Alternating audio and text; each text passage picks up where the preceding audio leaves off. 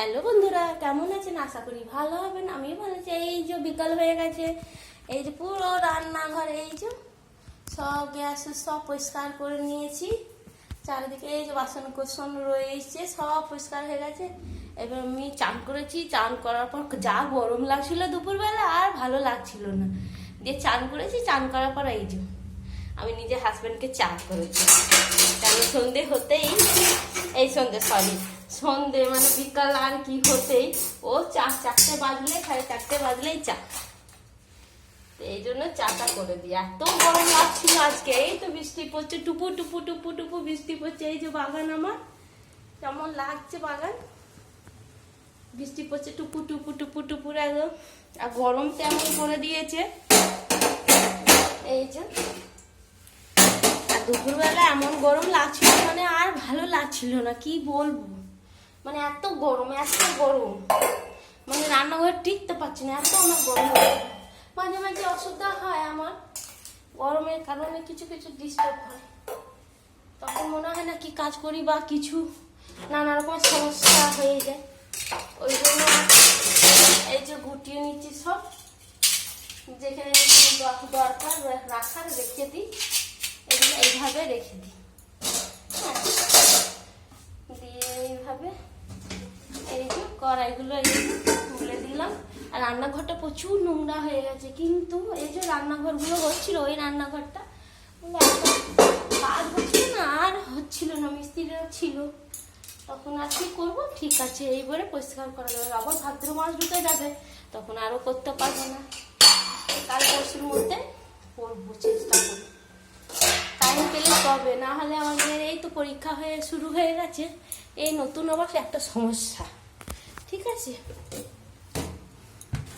নতুন একটা সমস্যা, পরীক্ষা শুরু হয়ে গেছে।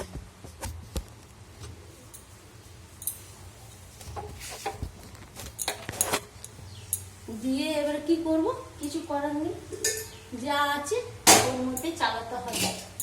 এই যে সব বন্ধ করে দিচ্ছি, না হলে কিছু ঢুকে যাবে, ওই জন্য সব বাসন কোসন দিয়ে সব গুটিয়ে বাগিয়ে রেখে দিই। দিয়ে লাগলে আবার সে রান্না করবো পরে। তো এইভাবে।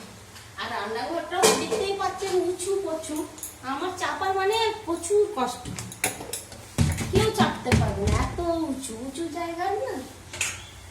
এই হচ্ছে সমস্যা। থাক, এগুলো থাক, হয়ে গেছে, লাগবে না। চামচগুলো এখানে রেখে দিই, আর জলটা পুছে নিই। এই যে বাসনের জলগুলো ছিল সব পুছে নিই।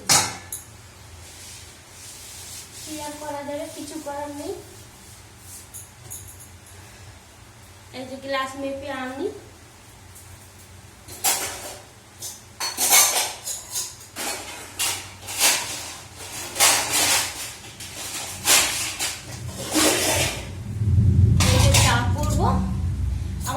আমার গ্লাসেই ভালোবাসে, কাপে খেতে ভালোবাসে না।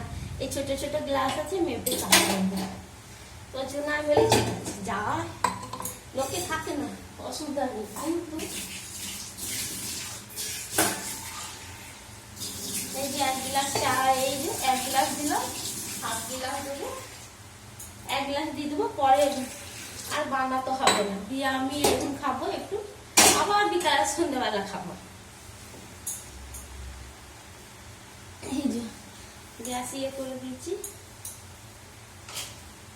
আমি চা অত খেতাম না, কিন্তু আমি নিজের শ্বশুর বাড়ি এসে চা এমন ধরে নিয়েছি, চা মানে যখনই চায়ের জন্য বানাই তখনই ব্যাস 1 কাপ খেয়ে নিই, 1/2 কাপ, যেটুকু থাক না কেন সবসময় চা খেয়ে নিই, এমনই অভ্যাস। কি করবো, কিছু করার নেই, যা হচ্ছে।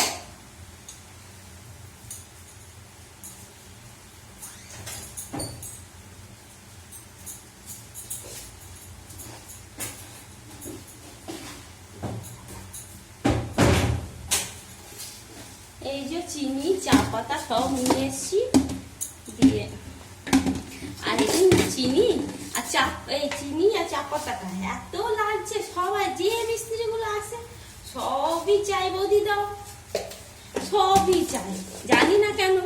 মানে আমার যে আসুক না কেন বৌদি চা বানা, নিজে দিয়ে খাই, মানে চেয়ে নেবে। আমি বেশ ভালো, অসুবিধা কিছু খাই।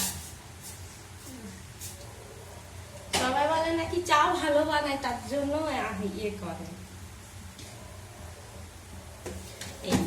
ওই জন্য। যার ভালো তো লাগলো, একটা কিছু না, লোকের মানুষকে ভালো লাগলেই ভালো। আর আমুল দুধের চাটা করি তো বিশেষ করে, ওই জন্য ঘন করে করি, ওই জন্য বিশেষ করে ভালো লাগে।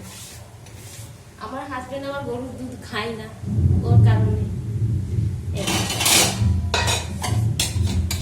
গরুর দুধ গন্ধ লাগে বলে খেতে চাই না।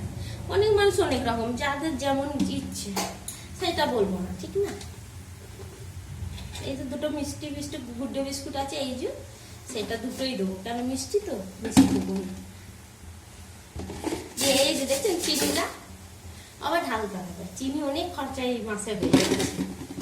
থাক, অসুবিধা নেই, চিনিটা আমি খাবো।